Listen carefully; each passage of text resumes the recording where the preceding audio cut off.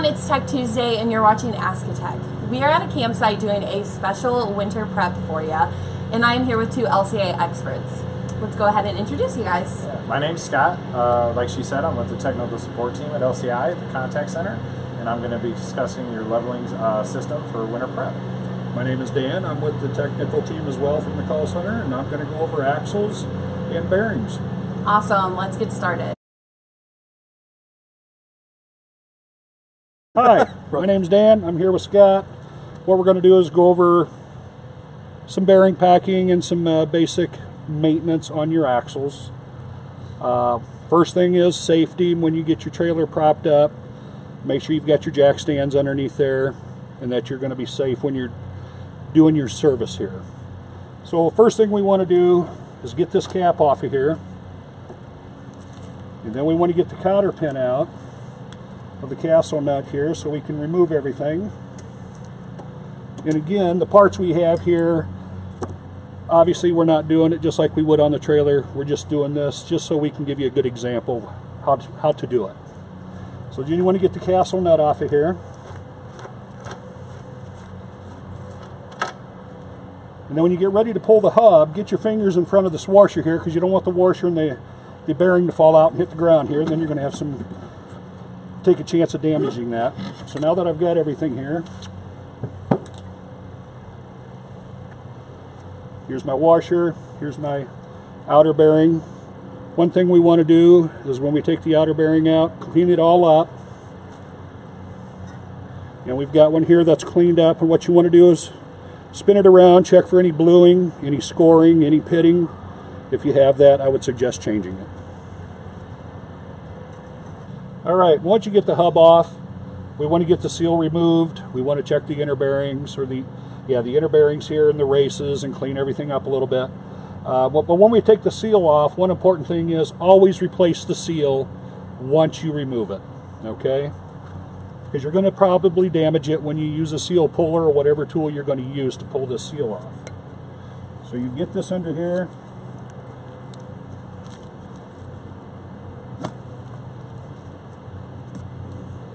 And there we've got the seal, lots of grease in there. Then what we want to do is get a rag. I got you.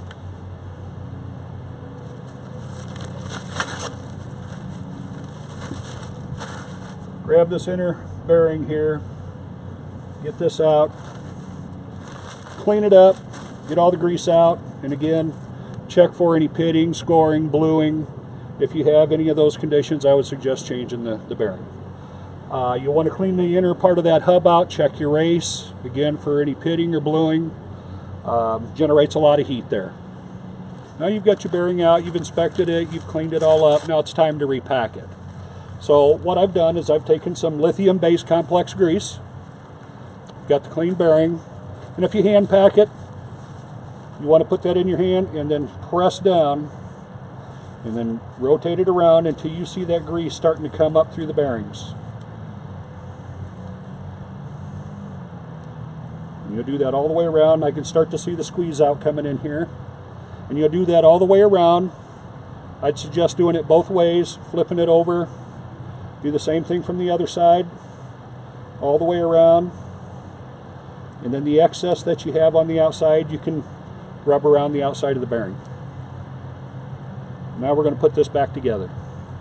With our new seal, what we're going to do, we're going to set it in here. Take a block of wood and slowly tap it back down into place. And this is what it should look like when you have it back in, all nice and clean and flush all the way around. Now that we've got the new seal installed, we want to assemble things back, but like I say, the key thing is check your brakes, make sure they got proper thickness, check your adjustments, check your magnet, check your wiring. The other thing is, while you're there, underneath your trailer, there at your axle, check your shackles. Make sure they're not worn, they're not wearing. If they are, I'd suggest changing those.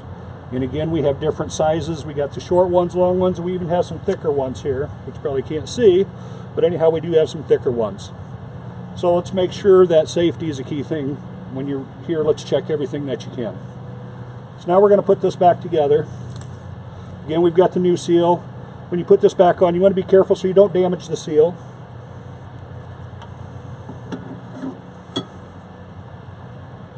And then we've got our freshly packed outer bearing.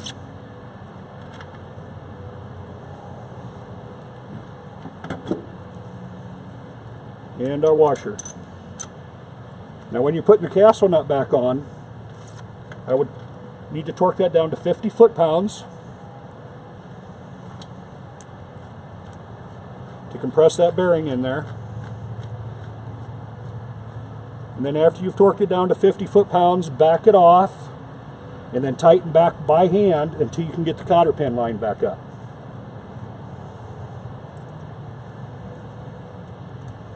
Greasy gloves.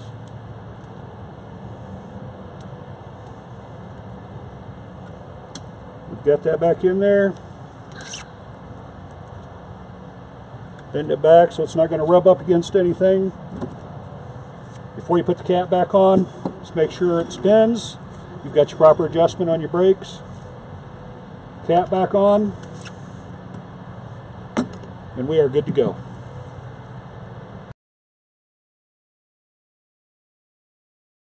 Hey guys, I'm Scott, and I'm going to be covering LCI's hydraulic level up for winter prep. Over here. Hey, I want to go over a couple things as far as your leveling jacks here and things to look for maybe as you get ready for the winter months. One good thing to look for would be any type of fluid that's puddling on the actual foot pad itself, or if you notice any type of fluid that is running down the actual piston here. Another good thing to do is to take a soft terry cloth and make sure that those pistons are good and clean, especially prior to retracting. We don't want any foreign debris to actually get up into the seal that could cause leaks and issues down the road. Hey guys, Scott again. Hey, I want to discuss maybe going over the hydraulic pump here, as well as our extend manifold and our retract manifold. A good thing to look for in the fall when we're getting ready to put things away is checking our fluid level. On this particular unit right now we have all 6 of our hydraulic jacks fully extended. So my fluid level right here is just right below this ridge. That is actually a good spot for fluid. We do have a pickup tube that comes down from the pump in the tank, and we want to make sure that we're not sucking air when we go to retract jacks. Another good thing to look for, any type of fluid leakage around fittings here on your extend manifold, your retract manifold. We also want to maybe possibly check battery cables, make sure that all our connections are good and tight. If you notice anything that's kind of corroded, it's a good time to get it cleaned up and ready to put away. Okay, so 2 last things we want to cover here as far as winter maintenance. One thing to really touch upon is battery voltage and how crucial it is to this system. A lot of times just maintaining and properly holding a 12 volt constant to the system is really crucial for operation. So we want to make sure that we keep batteries maintained, especially as they get a couple years on them. Sometimes cells and things like that can go dead, and we think we have a good battery, and it leads into tripping breakers and all kinds of stuff. So another thing that we need to discuss also is the type of fluid that's in your system. We run off of primarily ATF, automatic transmission fluid. It's a Dexron 3, Mercron 5. However, some of the industry is using just a standard hydraulic fluid. To identify the two, you're typically going to want to just maybe take a little bit of fluid out of there, put it on a paper towel, and if it's red or pink in color, it's going to be your ATF. If it's gold or like a clear color, then more than likely it's your hydraulic standard fluid.